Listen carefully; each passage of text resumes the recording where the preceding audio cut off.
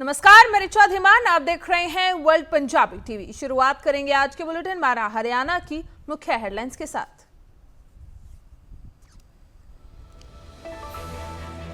विनेश फोगाट के silver medal पर फैसला आज खेल कोर्ट ने टाइम किया तय। विनेश के पक्ष में दी गई 6 दलीलें। 100 ग्राम वजन ज्यादा से हुई थी ओलंपिक से बाहर।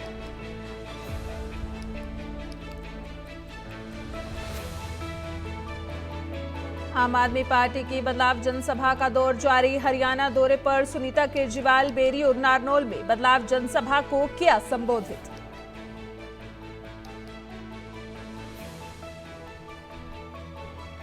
अंबाला में एनआईएसएस द्वारा शिक्षकों आक्रोश रैली का आयोजन। प्रदेश भर से आए शिक्षकों ने सरकार के खिलाफ खोला मोर्चा। कहा, मांगे न पूरी होने पर उठा सकती हैं ठोस कदम।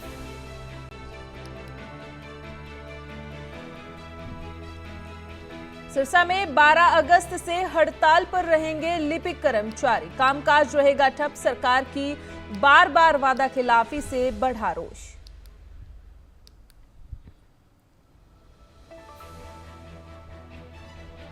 सिरसा में बरसात का कहर। बारिश में अहाते की छत गिरने से हुआ हादसा। 2 लोगों की मौत, 3 लोग घायल। पुलिस ने मौके पर पहुंचकर घायलों को इलाज के लिए पहुंचाया अस्पताल।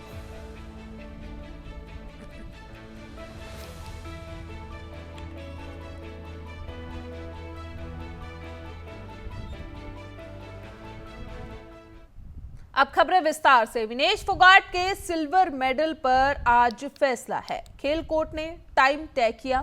विनेश के पक्ष में 6 दलीलें भी दी गई हैं।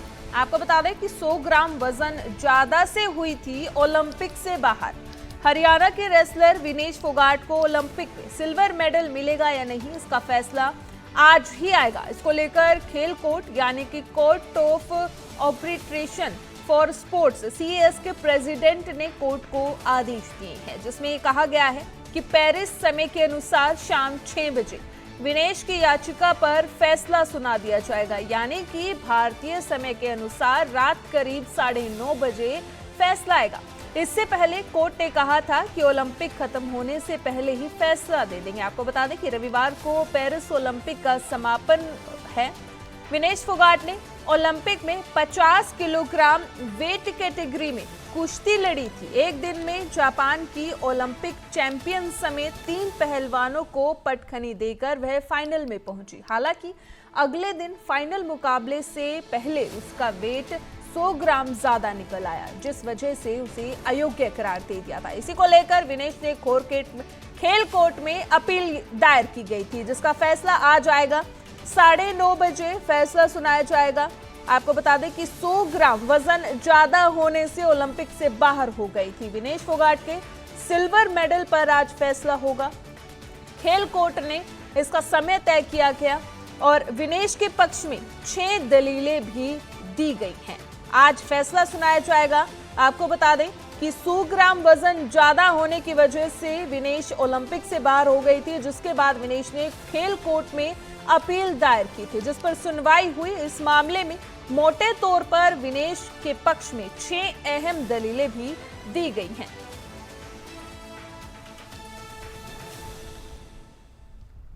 आगे बढ़ेंगे। आम आदमी पार्टी की बदलाव जनसभा का दौर लगातार जारी है। हरियाणा दौरे पर रही सुनीता केजरीवाल बेरी और नारनौल में बदलाव जनसभा को सुनीता केजरीवाल ने संबोधित किया। पंजाब के मंत्री हरजोत बैंस ने पुंडरी में जनसभा को संबोधित किया।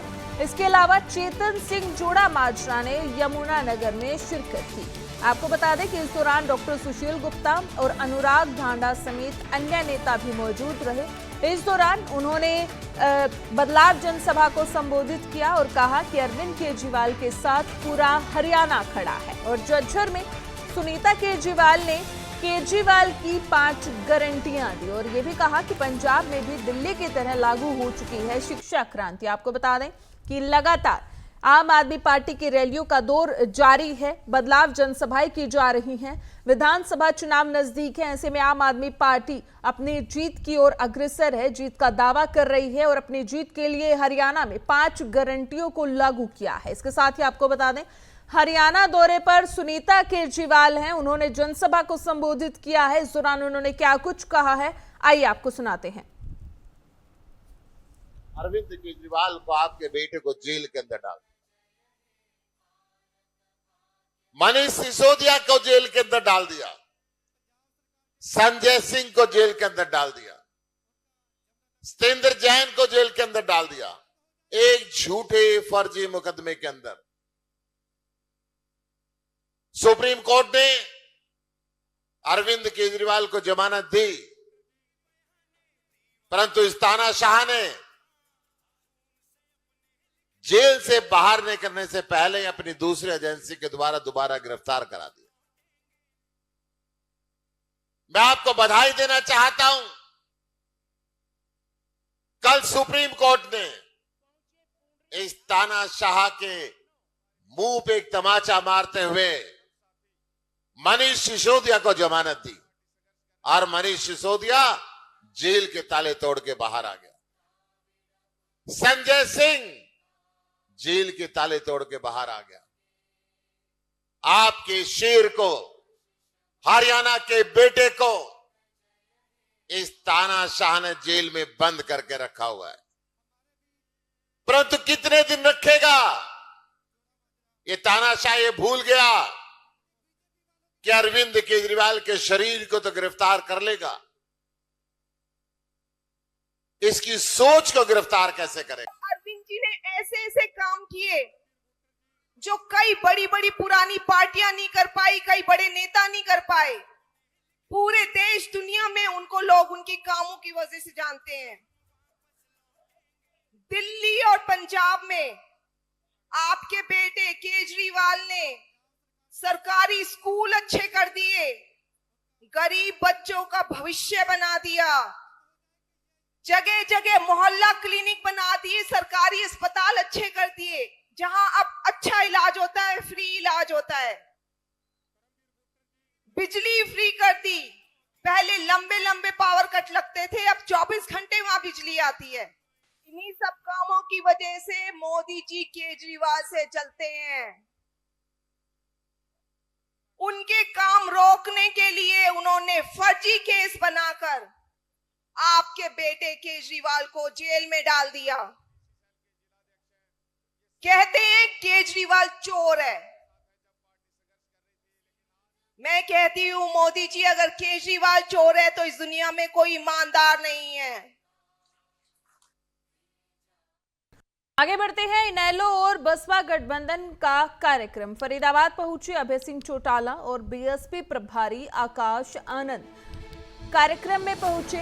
दोनों पार्टियों के दिग्गज नेता, साथ ही सैकड़ों की संख्या में भी लोगों की भीड़ उमड़ी है। आपको बता दें कि विधानसभा चुनाव नजदीक है, ऐसे में इनेलो और बीएसपी का गठबंधन हुआ विधानसभा चुनावों को लेकर। और आज फरीदाबाद में गठबंधन का एक कार्यक्रम, संयुक्त कार्यक्रम वहां पर आयोजित हुआ, जहां पर इनेलो से अभय सिंह चौटाला वहां पर पहुंचे और बीएसपी प्रभारी आकाश आनंद विशेष तौर पर वहां पहुंचे। और कार्यक्रम में दोनों पार्टियों के दिग्गज नेता भी मौजूद रहे और सैकड़ों की संख्या में लोगों की भीड़ भी इस कार्यक्रम में उमड़ी।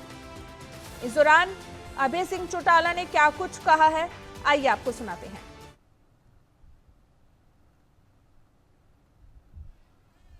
लोग 10 साल कांग्रेस का राज देख चुके हैं, कैसे हुड्डा ने खास करके आपके पलवल, फरीदाबाद, गुड़गांवा, झज्जर, जो एनसीआर के जिले थे, सोनीपत, वहां किसान की बेशम कीमती जमीन को कोड़ियों के दाम पे लिया, दफा 4-6 के नोटिस दिए और फिर उसको बड़े बड़े बिल्डरों के हाथ में सौंप करके उनका पार्टनर बन गया। लोग उस बात को भूल नहीं पाए। जहां लोग भाजपा को सत्ता से पार करें, वहां कांग्रेस को सत्ता से दूर कर दे। उसका एक बड़ा कारण और भी है। एक एक हल्के में 15-15 कैंडिडेट बना रखे हैं, दोनों बाप बेटा। आप कोई पत्रकार भी चला गया और आपने कह दिया कि हुड्डा साहब मैं भी इलेक्शन लड़ना चाहता हूं तो आपके कंधे पे हाथ धर दिया कि तू ज्वाइन कर ले, और तू ज्वाइन करने के बाद मैं तेरी पैरवी करूंगा। चलो, तो आप देखना बहुत बड़ी भगदड़ मचेगी कांग्रेस में। हर हालत में बड़ा बदलाव आएगा। Indian national Lokdal party Bahujan Samaj party की सरकार बनी। फैसला अभी आना बाकी है उसका।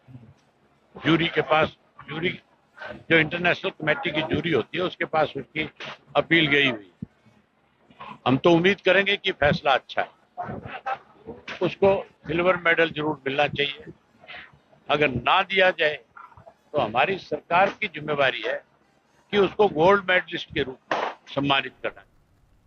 आगे बढ़ेंगे। ओलंपिक खेलों भारत का परचम विश्व भर में लहराने वाली शूटर मनु भाकर को लेकर हरियाणा के महिला एवं बाल विकास मंत्री असीम गोयल ने बड़ा ऐलान किया है। असीम गोयल ने मनु भाकर को बेटी बचाओ बेटी पढ़ाओ अभियान की ब्रांड एम्बेसडर नियुक्त करने की घोषणा की है।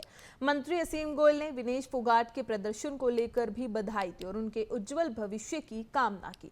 उन्होंने इस मौके पर कहा कि प्रदेश सरकार निरंतर खिलाड़ियों के उज्जवल भविष्य के लिए प्रतिबद्ध है और आज हरियाणा में खिलाड़ियों को बेहतर इंफ्रास्ट्रक्चर उपलब्ध करवाने का काम भी किया जा रहा है। महिला एवं बाल विकास मंत्री असीम गोयल का बड़ा ऐलान। मनु भाकर होंगी बेटी बचाओ बेटी पढ़ाओ अभियान की ब्रांड एम्बेसडर। क्या कुछ कहा है, आइए आपको सुनाएंगे।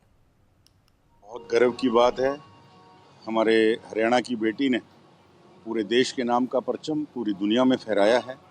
आज मनु भाकर और सर्वजोत आदरणीय मुख्यमंत्री जी से मिलने के लिए आए भी थे और मुझे लगता है कि मनु भाकर की उपलब्धि के ऊपर आज हर वो माँ बाप गर्व कर रहा होगा जिनके एक बेटी है।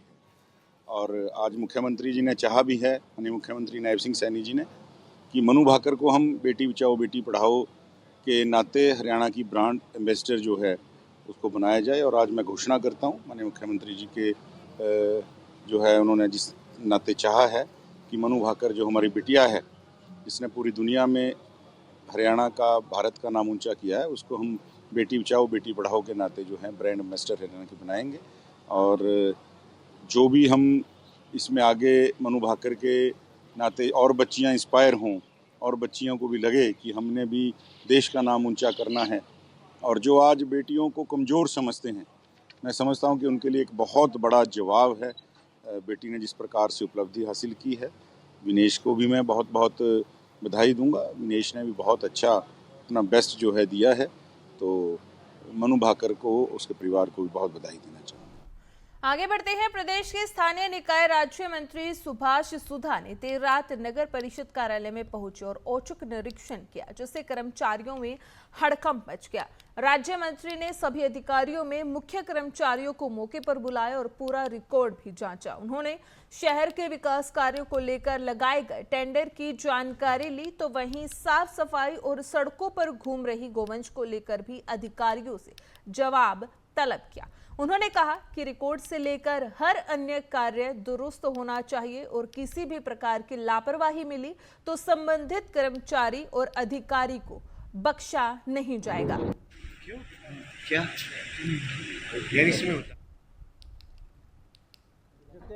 कौन कौन सी गौशाला में हमने कितने कितने भेजे, ये हमारे पास ये लिस्ट है। देखिए मैं अभी तक हमने लगभग 262 29 के बाद 29 जुलाई को हमने ये 9 उठाए, वो मथाना गौशाला में भेजे। फिर 30 जुलाई को हमने 14 उठाए, वो मथाना में भेजे। फिर 31 जुलाई को हमने 20 उठाए, वो मथाना में भेजे। फिर 1 अगस्त को इसके अंदर 5 मथाना और 10 बजरंगबली गौशाला में गए। और उसके बाद 2 अगस्त को फिर मथाना, 3 अगस्त को 30-20 मथाना में पशु गए। 4 अगस्त को 17 मथाना में गए। 5 अगस्त को फिर मथाना में गए। इसके बाद 6 अगस्त को 24-31 ये मथाना और अमीन में गए। अब लगातार ये 7 अगस्त को 28 अमीन में गए हैं। 8 अगस्त को लगभग 25 अमीन में गए हैं और 9 अगस्त को 37 ये भी अमीन गौशाला में गए हैं। आप 262 का रिकॉर्ड चेक कर सकते हो ये गौशाला में। आगे बढ़ते हैं। पेरिस में चल रही ओलंपिक खेलों में 10 मीटर मिक्स्ड शूटिंग में कांस्य पदक जीतने के बाद पहली बार अंबाला कैंट अपनी शूटिंग एकेडमी में पहुंचे सरबजोत। यहां पहुंचने पर उनका जोरदार स्वागत किया गया। इस मौके पर जिला प्रशासन और शूटिंग रेंज का भी सारा स्टाफ मौजूद रहा। सरबजोत ने अपने साथियों को संदेश देते हुए कहा कि सबसे ज्यादा है कि डिसिप्लिन में रहे और अपने माइंड को सेट रखे। वहीं सरबजोत के पिता भी काफी खुश नजर आए और उन्होंने मुख्यमंत्री नायब सिंह सैनी के साथ हुई मुलाकात को भी काफी अच्छा बताया। सम्मान करते हैं।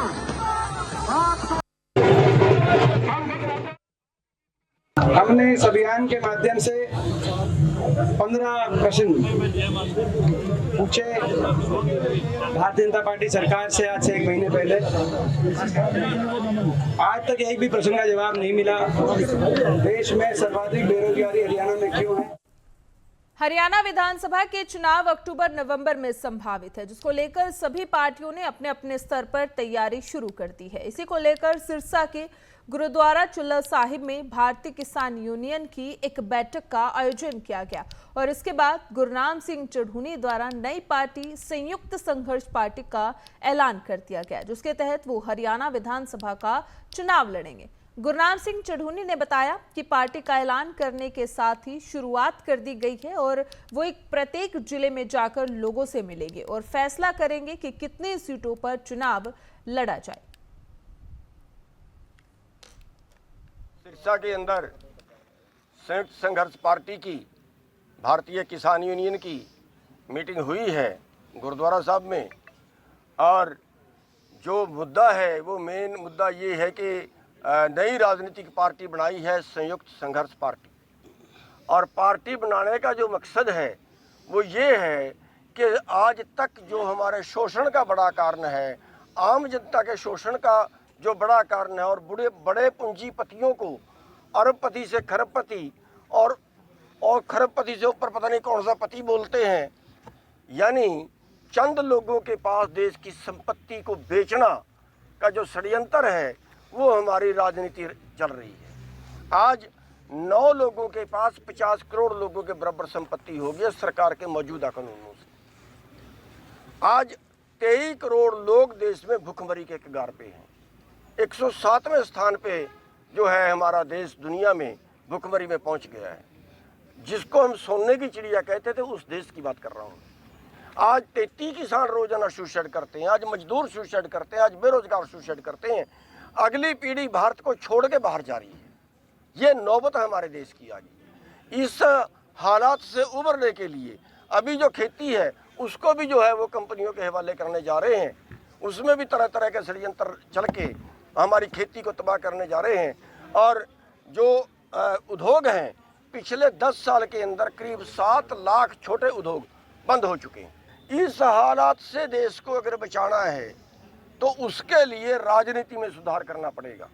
तो उसको शुद्ध करने के लिए हमने राजनीतिक पार्टी बनाई है और इसमें अब की बार जो है वो इलेक्शन लड़ेंगे। आगे बढ़ेंगे। अब हरियाणा सरकार ने गरीब परिवारों को लेकर एक राहत भरी घोषणा कर दी। 1,80,000 रुपए सालाना आय वाले परिवार को मिलेगा अब हरियाणा में 500 रुपए का गैस सिलेंडर। प्रदेश में लाखों गरीब परिवारों को इसका लाभ मिलेगा।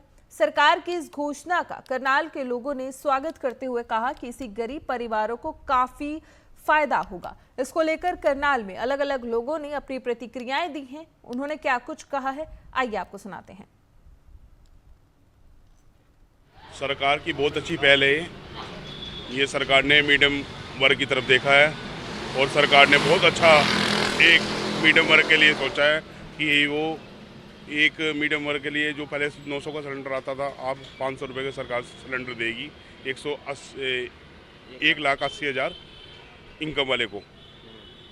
कितनी परेशानी होती है सर? बहुत परेशानी होती है जी सिलेंडर लेने में। गरीब आदमी दिहाड़ी वाला भी होता है, गरीब और भी होता है, किसी को 500 रुपये में गुजारा करता है, कुछ 400 में है। बहुत सुविधा है, बहुत खुशी है सरकार की इस पहल को। नायब सैनी को बहुत अच्छा वो कहेंगे, बहुत अच्छा नायब सैनी काम कर रहे हैं, बहुत अच्छा। बात है, अगर सरकार इतना सोच रही है गरीब लोगों के बारे में, क्योंकि कई लोग ऐसे हैं जो 500 रुपये की दिहाड़ी करके आते हैं, तो उनके लिए तो अच्छी बात है कि उनका 1 महीने का सिलेंडर आ जाएगा, उनके लिए अच्छी बात है और काफ़ी अच्छी स्कीम है। सरकार को इस तरीके की स्कीमें लानी चाहिए जिससे लोगों का भला हो सके। कितना लाभ मिलेगा? लाखों लोगों को लाभ मिलने वाला है फिलहाल तो इस वजह से, और सरकार चाहेगी तो आगे भी और लोगों को भला मिल सकता है इस चीज़ से। सिलेंडर को लेके जैसे कि आप सब जानते हैं, जो गरीब लोग हैं उनके लिए सिलेंडर लेना बहुत ज़्यादा मुश्किल होता है। कई लोग चूल्हे पे जो कि रोटियां बनाते हैं, उनके लिए बहुत सारी सुविधा हो गई है। 500 रुपये का उनको सिलेंडर मिलेगा। साथ ही साथ जिनकी दिहाड़ी मजदूरी करते हैं उनके लिए बहुत ज़्यादा अच्छा है। कल ही जो कि हमारे CM साहब है, जो उन्होंने नई योजना चलाई है, जिनकी 1 लाख से प्लस जो कि इनकम है उनको जो कि ये सिलेंडर मिलेगा, जो उससे ज़्यादा उनको नहीं मिलेगा। लेकिन जिनके लिए योजना चलाई गई है उनको बहुत ज़्यादा फ़ायदा होगा। सबसे ज़्यादा फ़ायदा इससे आम जनता, जो गरीब लोग हैं, उनको होने वाला है, क्योंकि आम जनता बहुत ज़्यादा परेशान रहती है। फैमिली ID में जैसे इनकम का इशू चल रहा था, वो अब जो कि बिल्कुल ठीक हो चुका है। इसके बारे में मैं यही कहना चाहूँगी, ये बहुत अच्छी मुहिम जो कि उन्होंने चलाई है सिलेंडर की। 500 रुपये सिलेंडर सबको मिलने वाला है। जिला मुख्यालय नूह की महिलाएं इन दिनों खासी परेशान हैं। महिलाओं की परेशानी शहर में आने वाला दूषित पानी है, जिसकी वजह से कई प्रकार की बीमारियां फैल रही हैं। दूषित पानी सप्लाई से नाराज महिलाओं ने लघु सचिवालय में पहुंचकर न केवल सरकार के खिलाफ नारेबाजी की, बल्कि मटका फोड़कर अपना विरोध प्रदर्शन किया। महिलाओं ने कहा कि अगर सरकार और प्रशासन ने जल्द ही उनकी पेयजल की समस्या का समाधान नहीं किया तो वे कोई बड़ा कदम उठा सकती हैं। पानी बच्चे बीमार हो रहे, गंदा।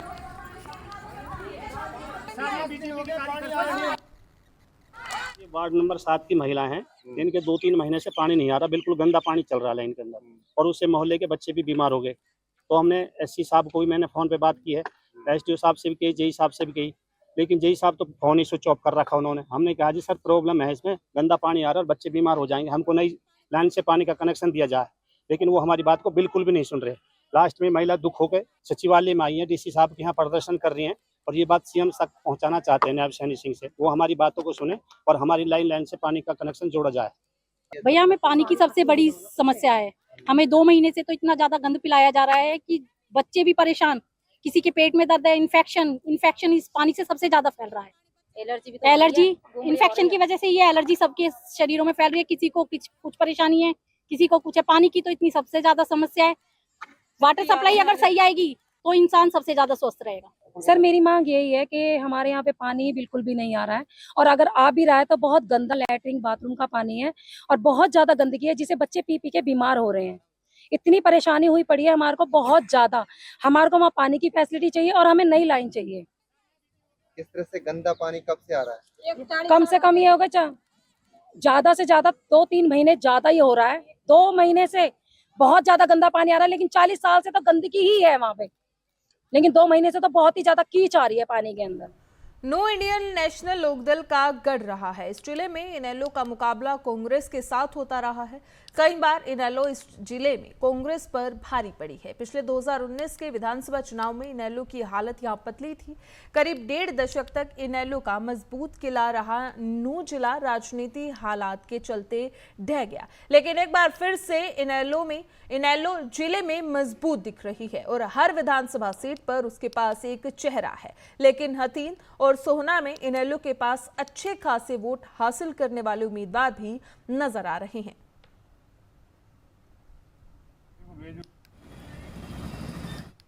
इंडियन नेशनल लोकदल मेवात की 5 सीटों पर बड़ी भारी मजबूत है। जो स्थिति पहले हुआ करती थी आज वही स्थिति है। मैं उम्मीद करता हूं 4 या 5 सीटें हम डेफिनेटली इंडियन नेशनल लोकदल की सीटें निकाल के देंगे। और हमारी जहां तैयारियों की बात है, हम यहाँ 4 उम्मीदवार हैं। यदि मुझे मौका दिया पार्टी ने तो इंशाल्लाह मैं उम्मीद करता हूँ कि सीट बहुत अच्छे मार्जिन से निकलेगी। हम door to door village wise door to door जा रहे हैं, लोगों से संपर्क कर रहे हैं। अच्छा रिस्पांस है लोगों का। इसी के साथ मैं उम्मीद करता हूँ कि सीट निकलेगी इंशाल्लाह। मेवात की 5 सीटों चौधरी ओम प्रकाश चौटाला की झोली में गिरेंगी। जो अभय सिंह चौटाला है, इतनी मेहनत कर रहे हैं, रात दिन उन्होंने एक कर रखा है। और अल्लाह के हुक्म से 5 सीटें कि ये परवाह मत करो, अल्लाह के हुक्म से हम सारी 5 सीटों को इंडियन नेशनल लोकदल की झोली में डाल। फिलहाल इस बुलेटिन में इतना ही। दीजिए मुझे इजाजत। धन्यवाद।